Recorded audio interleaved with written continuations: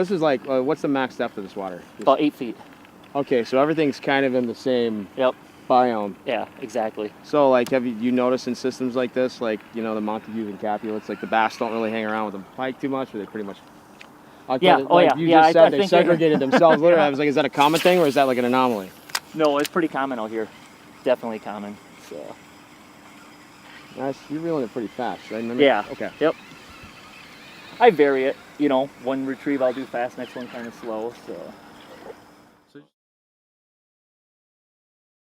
One of the things I wanted to do today is take you guys out to a lake and show you something that's starting to gain more popularity amongst anglers all across the United States. Most people go out and they go after muskie, walleye, smallmouth, largemouth, but not northern pike. Most guys, when they catch a northern pike, they get a little upset sometimes when they catch pike.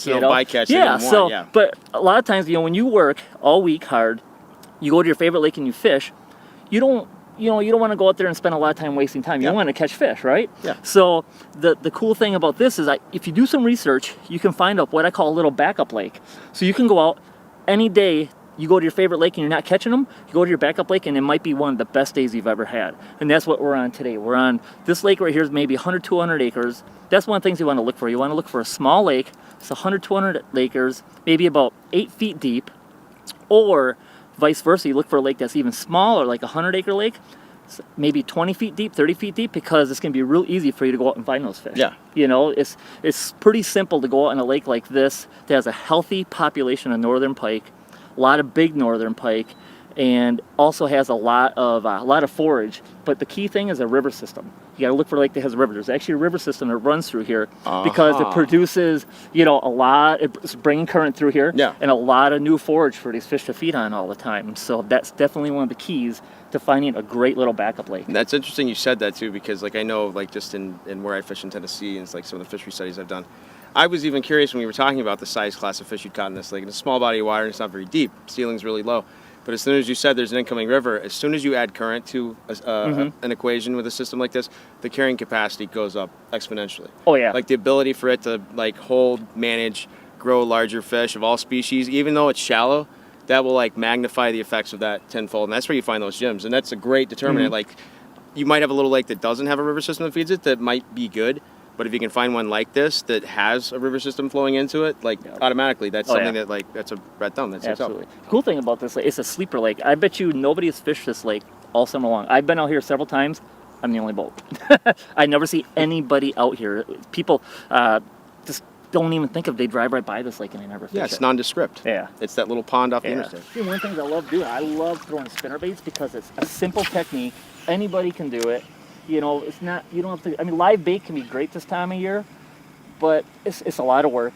And to me, the less work, the better, you know.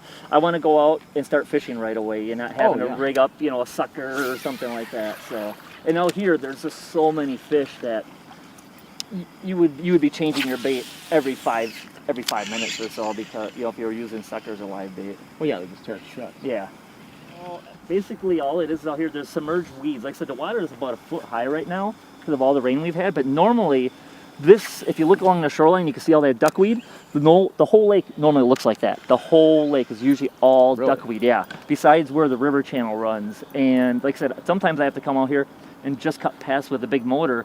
Then I wait the next day for the current and the wind to move it all. Then I can come out and actually have channels that I can fish. But right now, they're pretty much cruising everywhere because of the cloud conditions, you know. So that their noses aren't stuck down in the weeds, they're not down deep. These fish are out cruising right now. I mean, we should be able to catch a few of them pretty soon here. So, but yeah, there's normally a lot of weeds right here, but you'll see in a little bit, you'll start to see tons of weeds just about a foot beneath the surface. Just a straight, easy, just a straight retrieve. Yep. We mix it up sometimes. Sometimes I'll do a little faster, sometimes a little slower. You know, just let the fish tell you what they want every single day. Every day is a little different, but a lot of times, I use my two choices of baits is spinnerbait or buzzbaits. If the water was a little bit warmer, 60 degrees or warmer, I'd be throwing a buzzbait. But now that fall's coming and the temperature's, you know, about 58, 59 degrees, spinnerbait's pretty much the best choice right now. Well, that's interesting too, because like in the absence of topography and stuff like that, like basically there's not really any structural elements to this except just the basin, right? Correct. There's not really any particular humps, points. Isn't. and anything that is existent is so shallow that it's matted by the weeds, correct? Right. Yep. So that's one of those habitats where nature used what it's given, and so they would scatter, right? Yeah, They're all absolutely. I mean, there's not really anything that will particularly direct them in any one area. They're just Exactly. utilizing the entire habitat. And the nice thing too, it doesn't matter the time of year. It could be spring, summer, or fall. It's very easy to find a fish on a lake like this. Just because, nowhere to like run. where you talk, yeah, exactly. Yeah, exactly. You kind of got them cornered. Yep. Look, there's one. That one? Yep. Bass. Oh, Little nice largemouth. though. Just a little largemouth. You got him? Yep. God, these Wisconsin bass are beautiful. Yeah, it's such a dark color, especially in these weeds. Yeah, we don't see that. Yeah. I don't see that. Yeah. Not a bad little fish. And they're built like miniature, bigger fish. Yeah, too. pretty They're more much. Like miniature 6-pounders.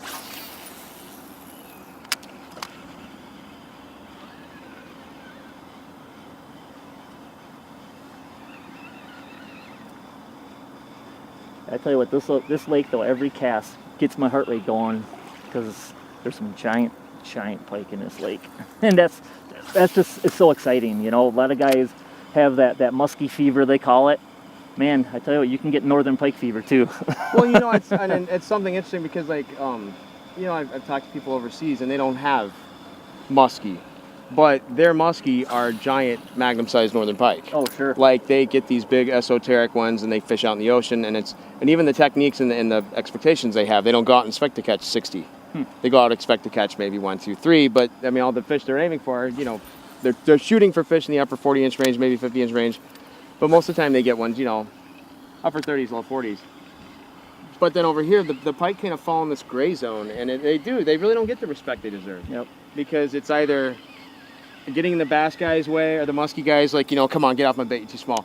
And there's really some virtues to them. They're really an interesting predator. I wish we had them where I'm at. But this is interesting in the fact that, I don't think personally you could put muskies in an environment like this, and I don't think they would get as big as the pike would. Maybe they would, I don't know. But just knowing what I know about them, the ability for these pike to get huge in these areas that are so nondescript.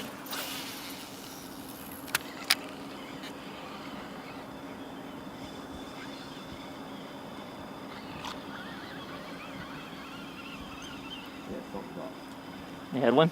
No. Oh. See the weeds now? Yep, got it. Yep. Now we're in the musky territory right here. Pike me. Yep, that's it. Let's go. Yep. Well, I say you said that. Is that something that differentiates? Do the pike seem to hold in a system like that if there's a mat of weeds or something? Oh, absolutely. They'll use that more than. Okay. Yep. In the middle of the lake, the weeds are really, really thick, and it just doesn't seem like we catch as many because there's no little paths for them to swim. The weeds are just so thick in the middle of the lake. So. Everybody does it. Yep. Dude, what you just said is like reverse psychology, because in most places you look at a place like this and you would just assume, well, it might be kind of dish pan, but the middle of the lake's still going to be the deepest part of the dish. Mm-hmm. But here you're saying that, is it because it's deeper on the edges, or is it because there's just conditions in the middle of the thing that allow the weeds to grow higher? Because it's all fairly shallow, correct? Right, correct, yeah.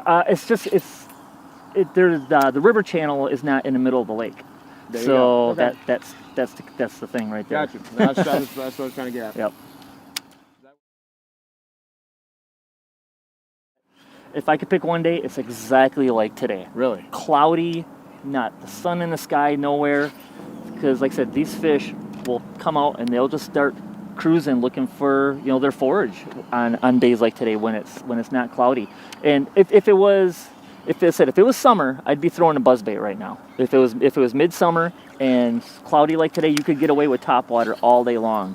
But when it's a little bit colder temperatures and if it's bright and sunny, then you want to throw a spinnerbait. Because those fish are going to have their nose stuck down in the weeds, and you want to present that bait right in front of them so they come out and they're willing to chase it down. Oh, and this thing too, especially these little guys, you can let them pick the weeds. Yep. I'm letting them kind of drop into the pockets and pull them. And I mean, you can kind of jink them in and out of this stuff. I heard you say, and I had to get some elaboration on that, because I don't doubt you, but that's the Sands leader, because I would consider that suicide for any toothy fish. But I mean, obviously, but you know more than me. I don't fish for these things, so obviously, you know something I don't. What's the logic? What's the behind that? It's really hard to say. No, it's cool. I mean, like, Yeah. obviously it hasn't affected your success Right. negatively in the fact that if you did, like, you know, but it seems like it affected your success positively enough that, you know, you opted to go without. I mean, it's just, I like it because, you know, believe it or not, okay, I'll give you an example. I caught a couple fish pike that were over 50 inches.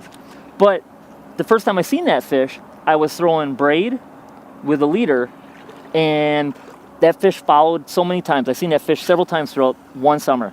Then I switched and I started throwing monofilament with no leader, and that's when I caught that fish.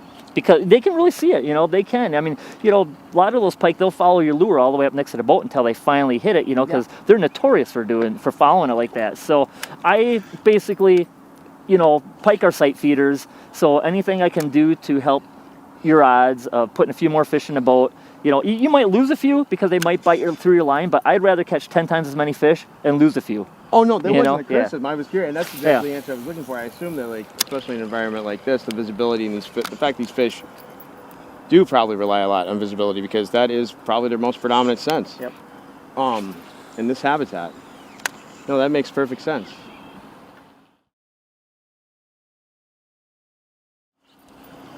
They haven't been relating to the channel though. For the last 2 weeks, they've been all relating to just off of the channel. Yeah. Oh no, I was just curious. Yep. I'm surprised we haven't had one by now. So typically, the fish are relating to a little bit more movement in the water, even if it's subsurface, or if it's just the alleyway of. Yeah, correct. In the summertime, it seems like, well, let me back up. When the water's at its normal levels, all the fish were along the channel of the river. But now that we have this high water, the fish seem to scatter, and they're everywhere right now.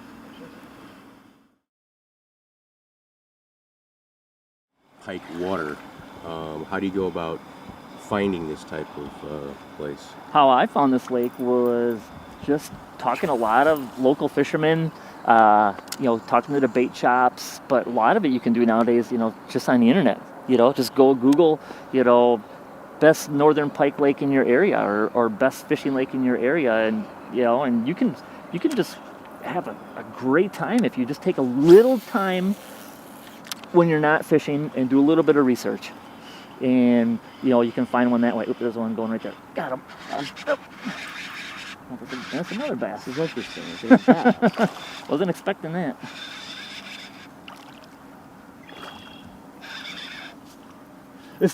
I tell you one thing though, it's been really interesting to see a lot of these little bass in here with the big pike population, you know, being pike the dominant species in here. Yeah. I'm shocked to see a lot of smaller bass in here. You think that they would all be gone, yeah.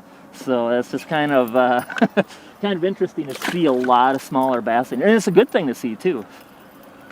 Oh, but those are young bass, but they're healthy, really healthy small bass. We've had a lot of big ones follow though, right next to the boat. I mean, 40 plus pike right next to the boat, had a lot of them follow. What do you think, like, because I mean, you know, muskie and pike are similar, but the muskie's the one that has the notoriety of being a follower, and I mean, I've got my own theories on that, but the pike are,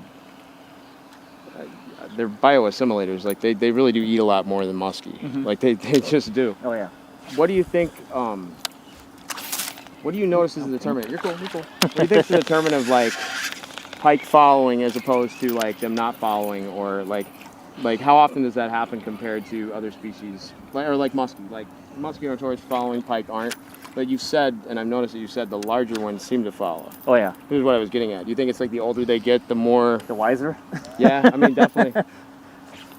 I believe it. Actually, I got this is kind of cool. I don't know. I actually read this book. It's put out by, it's called the Bass Science. I don't know if you ever read that book. They actually did a study on there where they took a tank that Berkeley company owns, and they put some of their scientific research studies in there. They had a tank that had 20 fish in there, 20 bass. They threw a lure in there, and they caught 18 of those 20 bass. They waited 24 hours, exact same lure, exact same fish. They only caught 4 the second time. The last time they waited a whole month, they only caught 1. So that says if that fish's experience is bad enough with that hook in its mouth, there's a possibility they can remember that the rest of their life. Yeah. So that's a reason, like the question you just asked, that's why I think a lot of these fish are going to follow. It's just they're looking for something to make sure that that's real, you know? Yeah. Especially if they get conditioned to that same lure. A lot of times when I come out here and I go fishing, I'll actually throw like the spinnerbait. Then the second pass, I'll go down the same stretch, but I'll switch it up. I'll use a different color, maybe something a little bit different, you know? Because if I fish this for, you know, a good hour out here and you're not catching any, time to switch it up because those fish are conditioned to that bait. So would you typically, would you fish the entire perimeter of this lake? Yep, absolutely. Yep, till I find where they're at. I mean, and it seems like it changes from week to week. Like one week they'll be on one shoreline, the next week they'll be, you know, on the north shoreline. A lot of it, I think, has to do with the wind conditions, depending on where that wind's blowing all the bait fish. So a lot of guys like to avoid the wind. You know how it is when you're musky fishing or any other species. You want to be out there. You want to fish those windy shorelines and those windy, you know, banks, and that's just where the majority of the fish are going to be. That's another question too. Like, I'm not totally bait fish oriented like some guys, but you know, in a system like this, your options are limited. So, like, what exactly when you say bait fish? Is it just like the usual cornucopia of small panfish, sunfish, or is there like there's no like a forage species in here? Yeah, there's a little bit of you got your shiner minnows in here, and you know, a bunch of little, you know, you do have creek chubs and stuff that come out of the little river system that runs through here too. But most of the fish are going to be feeding on your bluegill and panfish. So that's why I think the spinnerbait works so good, because it resembles, you know, it's about the same size as the panfish that are in this body of water. Oh yeah. Is the water, because I know a lot of the other systems have been flooded, is this high water for this system? Or absolutely. Oh yeah, this is about a good foot and a half right now. And they even have there's a dam system where they can control the water flow, and they've had that open almost all month because of all the rain that we've had. There's flow coming in or flow going out, or both? Both.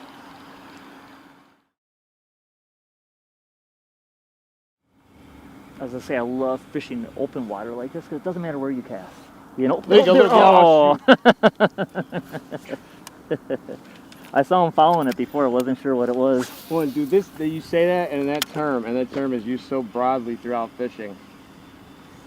And it's really interesting to me that, like, this is a really great example to explain to people that they're really, in my opinion, there's no such thing as open water to a fish. It's like saying there's closed, I mean, you know, but they can utilize any part of their habitat, and they will, depending on what the environment dictates. And in this environment, the shallow is everywhere, except for the channel. So, like, the difference between the shallow on the bank and the shallow over here, there's no difference to the fish. It looks open to us because we can't swim, we don't live in water. But, like, this is their world, and it's like, this is a really good example of, like open water that you can translate to someone and make sense. Be like, well, this is all shallow, so there's no difference between that and the bank. And you watch people too many times, it seems like they've, like in the South, a lot of people, their security blanket is trees. Yeah, and they have to have that visual object that they're casting at. Correct. Yep. Oh, there you go. Yo.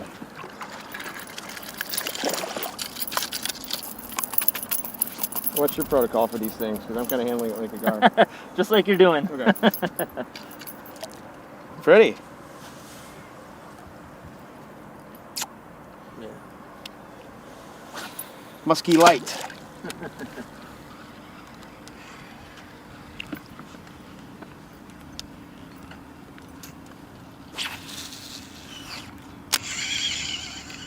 Oh man, you know, these fish too, like, I would give anything. I take some kids fishing pretty often, and I would give anything to have something like this with pike, because, you know, it's like they get to use smaller introductory versions of musky tackle. Yep.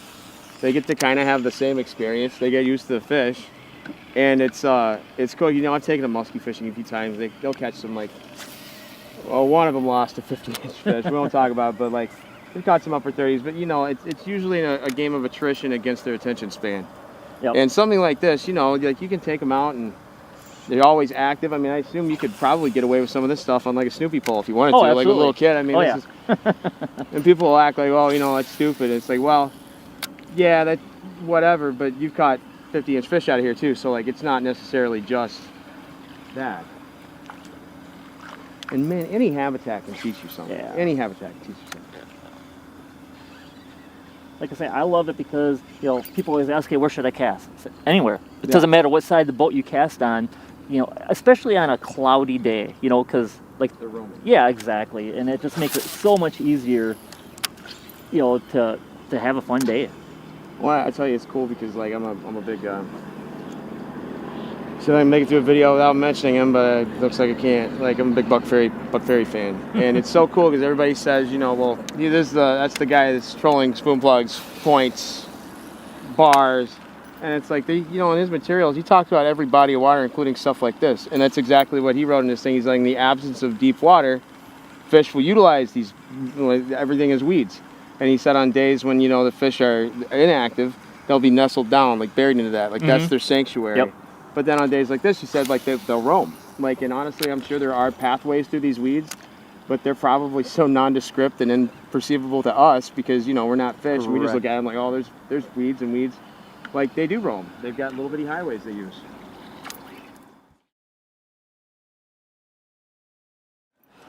But I've been experimenting with using trailers and even using trailer hooks too. And it seems like some days, you know, they just want that bigger profile and you know, it'll produce more bites. And other days it won't. And actually a little trick that I do for putting my trailer hook on, because a lot of times when you buy a trailer hook, you know, they have that piece of rubber on there. Yeah. Rip that piece of rubber off. You want that hook to be freely. You want it to be able to bump off of objects in the water.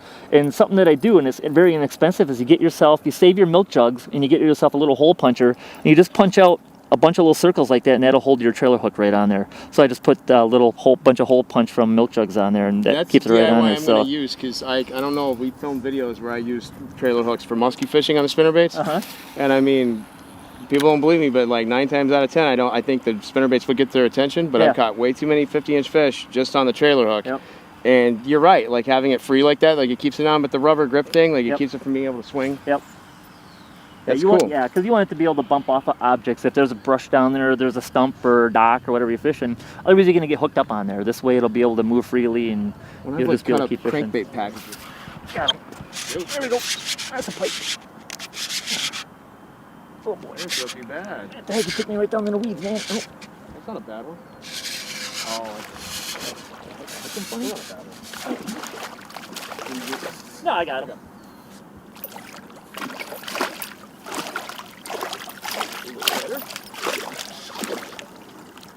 See, the other thing I love fishing for pike with spinnerbaits is because you don't have to worry about big treble hooks on there. Oh. You know, get your hand down there. It's easier on the fish and it's easier on you, so you don't have to worry about when you're handling these fish. Because, I mean, it's just, you know, it can be a dangerous fish just like with muskie because of their teeth and stuff, but... Well, I mean, we've all seen it, the guys that are obviously like holding the bait that they caught the fish on, right?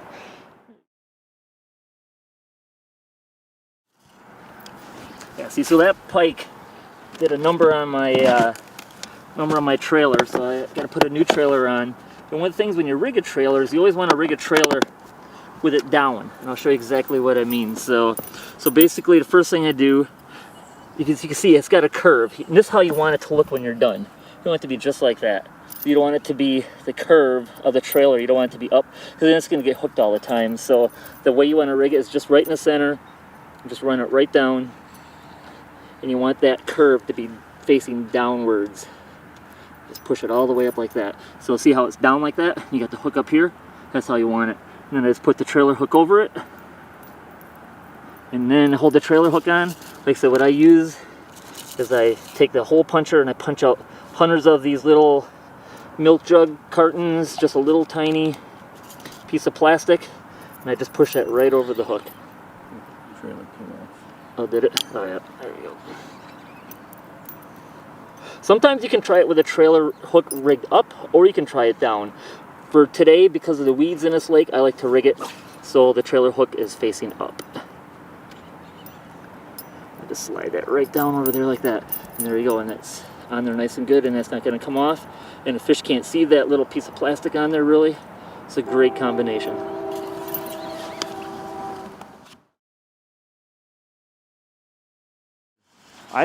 I basically, on this particular, well, most of the lakes that I fish, as far as spinner baits, I either go two ways. I either go white or I go black. That's about all it seems like you really need out here. You don't need 100 different color combinations, not a lot of different blade color combinations. I try to keep it as simple as possible. There's some days where it seems like they want white. When it's bright and sunny out, I love throwing a spinnerbait. If it's actually cloudy out, I like going to a swim jig combination with the trailer on there. It just seems like on a kind of a day like today where it's, you know, cloudy out, they don't want something bright and flashy in front of them. So, but black, for some reason, it seems like black catches a lot of big fish. Really? In my experience, yeah. For all species that I fish for. It doesn't matter if I'm fishing for northern walleye, musky bass, something about black. I do better with darker colors. Yeah, especially on top water too. Yeah, but I'm like, you know what? I actually do better with darker. Especially for top water. Know what it is about top water with a black lure. Oop, there's one. Something whacked at it.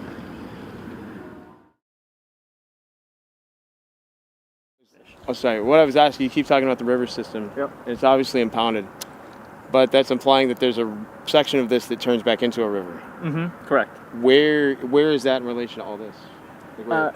Kind of up in there. You can Okay, see so that it's tree like line. something we're Yeah, it looking at runs right now. all along that tree line, and the channel actually bends all the way around that shoreline, and it comes out right over here. Okay, cool. So, yep, it comes out right over there. Because in the summertime, when weeds are normal, you can see it plain as day. You can see the channel. Correct. Yeah, you can see it, but the water's so high right now, it totally changed this lake in the last 2 to 3 weeks. It's almost like it's a completely different lake right now. I came out here right after the big rainstorm, expecting to work, you know, the weed edges, and there was no weed edge. So in that event, the water's been higher than it is right now, but it's still higher than what it is normally, right? Yep. So it's falling? Yes, it is. Okay, yeah, that's what I was wondering. Yeah, they had the dam open, and they've had it open for quite a while, but it just seems like it can never get back to normal right now because of all the rain we have. It's just you know, trying to catch up, and it just can't. Last time I was out here, it was just a couple days ago. I did throw a little bit of top. Oh, got him. Got him. Slow down. There we go. Nice.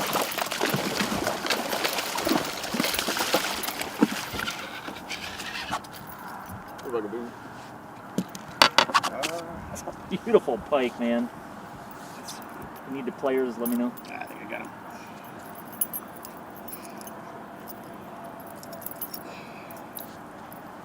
There we go. That was fun. No, I let it fall. You hit it. I felt it stutter when I let it fall, and I lifted it, and I was like, oh. You're getting a little better. Yeah, we get it back. Hey, baby. Oh, there she go. There he goes. Hey, little guy.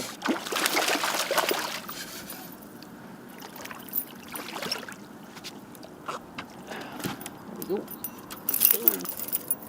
I had a feeling he was going to do that. There we go. That one came on both the treble or the trailer hook and the regular hook. All right. There we go. Not a bad little guy.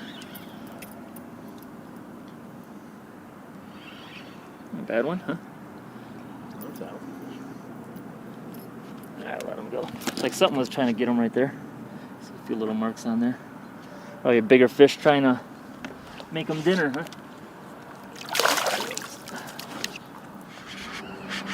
Bass. That's a no. Oh, that's a pike. That's a pike, yeah. That's a pike. Not even really pike. Just swimming with it.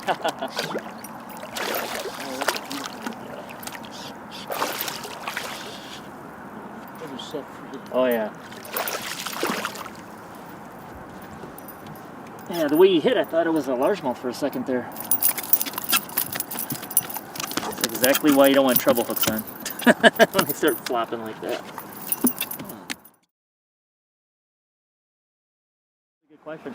Every time I go fishing, I always think about what I'm going to wear. I actually tell a lot of the people that I take out fishing the same thing. I said, just wear neutral colors. Don't wear anything bright. You know, don't wear white or whatever. Like you see today, I'm wearing, you know, a lot of gray.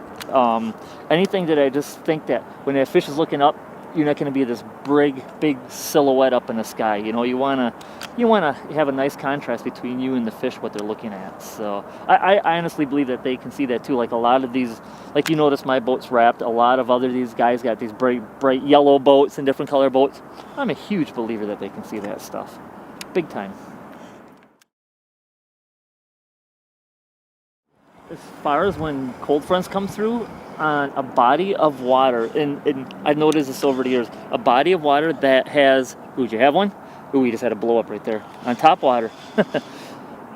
Yep, I was gonna say, when it comes to cold fronts, and you're on a body of water like this that has a river system, it does not affect that lake as much as it would if it did not have a river system.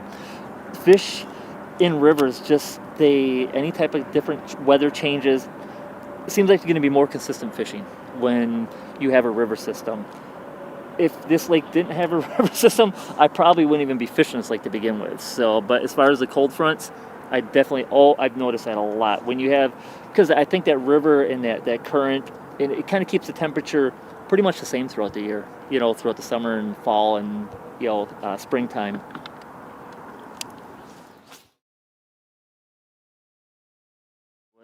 We actually missed some big fish the last few days, fishing stuff just like that. We were just out, you know, just randomly fishing the open water, you know, with stuff that you can't see visually. And we'd come by and I would tell somebody, okay, I want you to take your lure and run it parallel to that weed edge. And sure enough, there was a big pike sitting right along the edge of those weeds. Now those weed edges, do they correlate to the bottom, or are these just floating masses? No, they're definitely holding. There's definitely some weeds that are coming up. They're sitting in one spot. Those are stationary. Okay, cool. I was curious. Yep.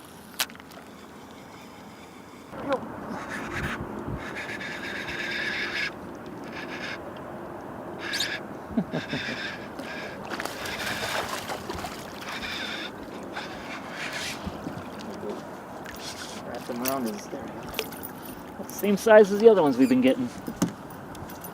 There we go.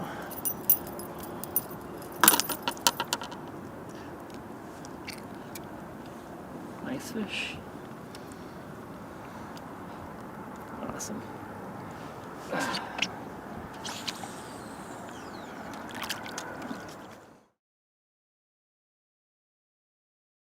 No matter what species of fish you're targeting, it just seems like all fish are they prefer cleaner water. Just like as us as humans, you don't want to live in a dirty environment. You know, I mean, as long as you have forage and you have some type of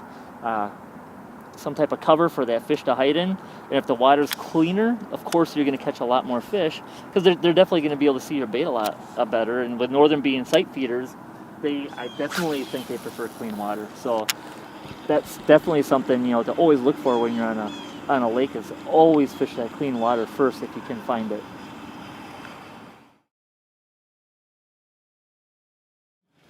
I will fish. I'll fish this white spinnerbait over this one stretch. Actually, I'll probably go over 2 or 3 times. If I go one pass over a certain part of the lake and I don't catch a fish, then I'll switch up either the lure completely and I'll try something else, or I'll just switch up to a different color.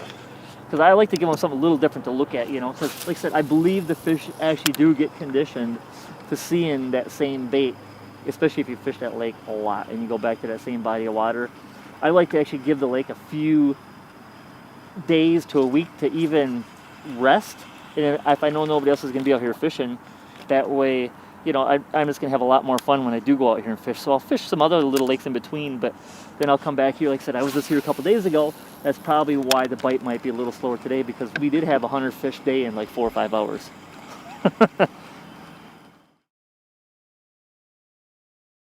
Yeah, for northern pike fishing, of course a bait caster is always good. I don't actually have a particular name brand that I like to throw. One good thing that I always tell people, if they're just getting into fishing, or if they're, you know, if they fish, you know, once a week, once a month, once a year, is depending on how often they fish, should depend on how much they actually spend on a good quality reel. I mean, if you only fish once a year, you don't need to go spend $300 on a reel, you know, or a rod or whatever. I said, you know, the more fish, the more abuse it's going to take. So, but I like a reel that has about a 6-to-1 gear ratio, especially for throwing spinner baits. It just depends. If it was really weedy like it normally is out there, you want definitely a reel that has a really fast, so really pick up the line really quick, so you can get them out of those weeds, and you can definitely have a good chance of getting that fish in. But just a nice quality bait casting reel. And on lakes like this, I like a long rod. Today, I believe this is a Rhapsody rod. This is the 7.2, 7 foot, and it's about a medium heavy action. It's got a nice tip to it, so when I go to actually cast it, and you see it's got a nice kind of soft tip, so it'll help me get that little extra distance when I go and cast. I can get a little bit further with a nice longer rod like that, and a little more control when I'm fighting the fish and trying to bring them in too. So on your retrieve, it's just like a steady crank. Just a steady retrieve. Yep, that seems like that works all year long. It's been pretty much like that for me. It's. I haven't really had a switch. Oh, no, there's something else. A weed. Yeah, I haven't really had a switch. Oh, there was one follow. Did you see that? I did see it. I thought that was a weed following it. It looked that looked spot on it. Yeah, a spot on it. It looked like I had a weed or something like that. That was.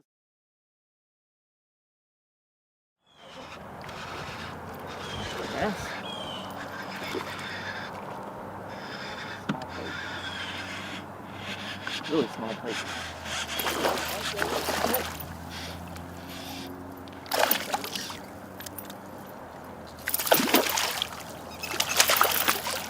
There we go. Not a bad pike. I mean, they're so much fun to catch. Doesn't matter the size of them. Of course, you always like catching the bigger ones. Oh, gotta be careful with them. There we go. That one swallowed it. I'm gonna get my pliers on this one. So, ooh, look at that. Something definitely was going for him right there. Yeah.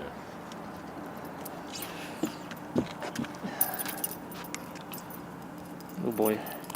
This one, I don't know.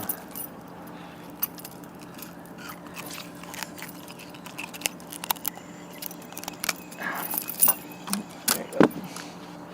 Not a bad one. Fun to catch. Look at his tail. Yeah. Oh yeah. Something gouged him right there too. That's pretty fresh. Mm-hmm. Something's definitely some big fish in here. Look at that. Three big spots on him. And that's from fish? Absolutely. That's from a bigger pike.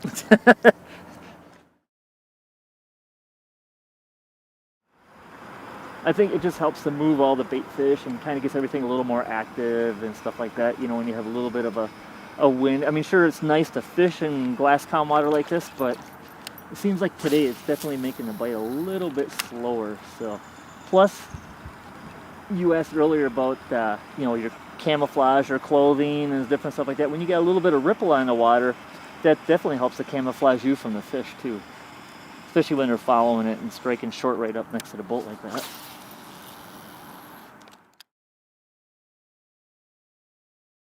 It's about as simple as it comes, I mean, just grab yourself a nice pole, some heavy line, and just take a spinner bait and just cast it out there. It doesn't get easier than that.